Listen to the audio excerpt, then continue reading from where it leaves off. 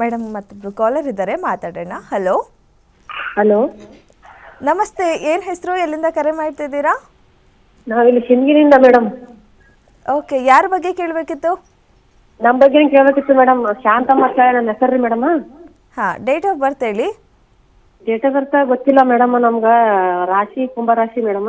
ಕುಂಭರಾಶಿ. ಓಕೆ, ಏನು ಪ್ರಶ್ನೆ ಇದೆ ಕೇಳಿ ಮೇಡಮ್, ಇದ್ದಾರೆ ಮಾತಾಡಿ. ನಮ್ಗೆ ಸ್ವಲ್ಪ ಪದೇ ಪದೇ ಆರಾಮ್ ತಪ್ತದೆ ಮೇಡಮ್. ಹಾಸ್ಪಿಟ್ಲಿಗೆ ಹೋದ್ರೆ ಏನೂ ಇಲ್ಲ ಅಂತ ಹೇಳ್ತಾರ, ಯಾವಾಗಲೂ ಆರಾಮ್ ತಪ್ತದೆ ಮೇಡಮ್. ಮೇಡಮ್ ನಮಸ್ತೆ. ನಮಸ್ತೆ ಮೇಡಮ್. ಏನು ಸಮಸ್ಯೆ ಮೇಡಮ್ ನಿಮಗೆ?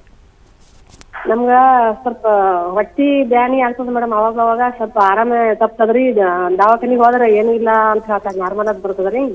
ಹಾಂ ಹಾಂ, ನೋಡಿ ನಿಮ್ಮ ಕುಂಭರಾಶಿ ಅಂತ ಬಂದಾಗ ನಿಮ್ಮ ನಕ್ಷತ್ರ ಗೊತ್ತಿದೆಯಾ ನಿಮಗೆ? ಇಲ್ಲ ಮೇಡಮ್. ಕುಂಭರಾಶಿಯವ್ರಿಗೆ ಟೈಮ್ ಚೆನ್ನಾಗಿದೆ. ಆದರೆ ಎಲ್ಲೋ ಒಂದು ಕಡೆ ಮನೇಲಿ ಸ್ವಲ್ಪ ಕಿರಿಕಿರಿ, ಅಂದರೆ ಕುಟುಂಬದಲ್ಲಿ ಸ್ವಲ್ಪ ಸಮಸ್ಯೆ ಆಗಿರುತ್ತೆ ಮನೇಲಿ. ಅಂದರೆ ನಿಮ್ಮ ಮಾತು ಸ್ವಲ್ಪ ಯಾರು ಕೇಳಲ್ಲ ಮನೇಲಿ. ನೀವೇನಾದರೂ ಹೇಳಿದ್ರೆ ಸ್ವಲ್ಪ ಅಪೋಸಿಷನ್ ಮಾಡ್ತಾರೆ. ಮತ್ತು ನೋಡಿ, ಅದರಿಂದ ಕೂಡ ನಿಮ್ಮ ಮನಸ್ಸಿಗೆ ನೋವಾಗಿರುತ್ತೆ. ಅದರಿಂದ ನಿಮಗೆ ಮಾನಸಿಕವಾಗಿ ಕೂಡ ತುಂಬ ಹಿಂಸೆ ಪಡ್ತಾ ಇರ್ತೀರ. ಅಂದರೆ ನಿಮ್ಮ ಮನಸ್ಸಲ್ಲಿ ಏನೋ ಒಂಥರ ನೋವು ಇರುತ್ತೆ ನಿಮಗೆ, ಅದು ನಿಮಗೆ ಕೊನೆಯವರೆಗೂ ಹಂಗೆ ಕಾಡ್ತಾ ಇರುತ್ತೆ.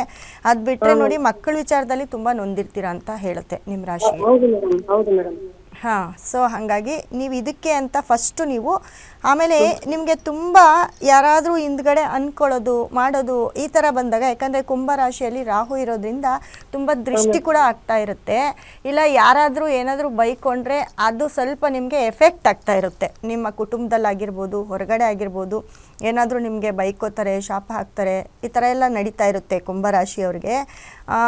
ಅದು ಕೂಡ ನಿಮಗೆ ಇವಾಗ ಅದ್ರ ಒಂದು ಎಫೆಕ್ಟ್ ಕೂಡ ಆಗ್ಬೋದು. ಅದರಿಂದ ನಿಮಗೆ ದೃಷ್ಟಿ ಅಂತ ಹೇಳ್ತಾ ಇದ್ದೀನಿ, ಇದು ದೃಷ್ಟಿ ಆಗಿರ್ಬೋದು, ಇಲ್ಲ ಅವ್ರು ಏನಾದರೂ ಅಂದಿರೋದು ನಮಗೆ ತಗ್ಲೋದಾಗಿರ್ಬೋದು. ಈ ಥರ ಆದಾಗ ನಮಗೆ ನಮ್ಮ ದೇಹಕ್ಕೆ ಆಲಸ್ಯ ಆಗುತ್ತೆ. ನಾವು ಒಂದು ದಿನ ಚೆನ್ನಾಗಿದ್ರೆ ಒಂದು ದಿನ ಚೆನ್ನಾಗಿರಲ್ಲ. ನೀವು ಒಂದು ದಿನ ಎದ್ದಿದ್ರೆ ಒಂದು 3 ದಿನ ಮಲಗ್ತೀರಾ.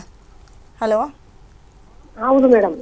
ಹಾಂ ಹಾಂ, ಈ ರೀತಿ ನಡೀತಾ ಇರುತ್ತೆ. ಮನೇಲೂ ಕೂಡ ನೆಮ್ಮದಿ ಇರೋದಿಲ್ಲ, ಯಾಕಪ್ಪ ಮನೇಲಿ ಇದ್ದೀನಿ ಅಂತ ಅನ್ನಿಸ್ತಾ ಇರುತ್ತೆ.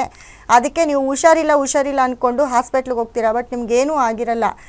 ನಿಮಗೆ ಮುಖ್ಯವಾಗಿ ನಿಮ್ಗೆ ಏನಪ್ಪ ಬೇಕು ಅಂತಂದರೆ, ಈ ದೃಷ್ಟಿದು ಒಂದು ಸ್ಟೋನ್ ಬರುತ್ತೆ, ಅದನ್ನು ನಿಮ್ಮ ಮನೇಲಿ ಇಟ್ಕೊಳ್ಬೇಕು. ದೃಷ್ಟಿ ಆಗಿದೆ ನಿಮಗೆ. ದೃಷ್ಟಿ ಅಂದರೆ ಕಣ್ಣು ದೃಷ್ಟಿ ಆಗಿರ್ಬೋದು, ಮಾತಿನ ದೃಷ್ಟಿ ಆಗಿರ್ಬೋದು, ಹಿಂದ್ಗಡೆ ನಿಮ್ಮನ್ನ ಯಾರೋ ಬೈಕೊಳ್ಳೋದಾಗಿರ್ಬೋದು, ಇದೆಲ್ಲ ನಡೀತಾ ಇರುತ್ತೆ. ಯಾಕಂದರೆ ರಾಶಿಯಲ್ಲಿ ರಾಹು ಇರೋದ್ರಿಂದ ಇದೆಲ್ಲ ಆಗ್ತಾ ಇರುತ್ತೆ. ಸೊ ಹಾಗಾಗಿ ನಿಮ್ಮ ಪರಿಹಾರ ಅಂತ ಅಂದರೆ ಅಮ್ಮ, ನೀವು ಹಾಸ್ಪಿಟ್ಲು ಅದೆಲ್ಲ ಬಿಟ್ಬಿಡಿ, ದೃಷ್ಟಿ ಕಲ್ಲನ್ನು ನಿಮ್ಮ ಮನೇಲಿ ಇಟ್ಕೊಳ್ಳಿ. ಕಂಪ್ಲೀಟ್ ನೀವು 1 ವಾರದೊಳಗೆ ನೀವು ಚಿಯರಪ್ ಆಗ್ತೀರಾ. ಮತ್ತು ಮನೇಲಿ ಕೂಡ ನೀವೇನು ಹೇಳ್ತೀರಾ ಅದು ಸ್ವಲ್ಪ ಕೇಳೋ ಥರ ಆಗುತ್ತೆ. ಇವಾಗ ಎಲ್ಲರೂ ನಿಮ್ಮನ್ನೇ ದೂಷಿಸ್ತಿರ್ತಾರೆ. ನಿಮ್ಮ ಮನೇಲೂ ನೀವೇನಾದರೂ ಹೇಳೋಕೆ ಹೋದರೆ ನೀವೇ ಕೆಟ್ಟವರಾಗ್ತಾ ಇದ್ದೀರಾ. ಇದರಿಂದ ನಿಮ್ಮ ಮನಸ್ಸಿಗೂ ಕೂಡ ತುಂಬ ನೋವು ಇರುತ್ತೆ. ಆ ಮನಸ್ಸಿನ ನೋವು, ಈ ಹೊರಗಡೆ ಈ ದೃಷ್ಟಿ, ಇದೆಲ್ಲ ಸೇರಿ ನಿಮ್ಮನ್ನು ತುಂಬ ಕುಗ್ಗಿಸ್ತಾ ಇದೆ.